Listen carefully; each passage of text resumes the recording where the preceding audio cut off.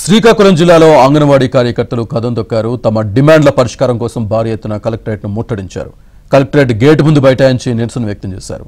ప్రభుత్వం మొండి వైఖరి నశించాలంటూ అంగన్వాడీలు నినాదాలు చేశారు. ఈ నెల 5వ తేదీలోపు విధుల్లో చేరాలంటూ ప్రభుత్వం బెదిరింపులకు దిగటాన్ని వారు తప్పుబట్టారు. ప్రభుత్వం ఎన్ని ఇబ్బందులు పెట్టినా తమ న్యాయమైన డిమాండ్లు పరిష్కారం అయ్యే వరకు ఆందోళనను విరమించేది లేదని స్పష్టం చేశారు. ప్రభుత్వం తమ డిమాండ్లను పరిష్కరించకపోతే ఉద్యమాన్ని మరింత ఉధృతం చేస్తామని అంగన్వాడీలు హెచ్చరించారు. వేతనము, గ్రాడ్యుటీ, మినీ వర్కర్ల జీవో ఈ మూడింటికి సంబంధించి గవర్నమెంట్ మాట్లాడి అమలు చేస్తే తప్ప మేము సమ్మె విరమించము.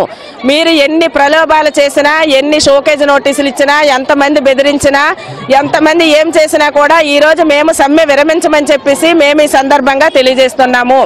ఎందుకంటే మేమేమి పెరిగిన ధరలకు అనుగుణంగానే కనీస వేతనం పెంచాలని చెప్పాము. జగనన్న పాదయాత్రలో వచ్చినప్పుడు తెలంగాణ కంటే 1000 రూపాయలు వేతనం పెంచుతామని చెప్పారు.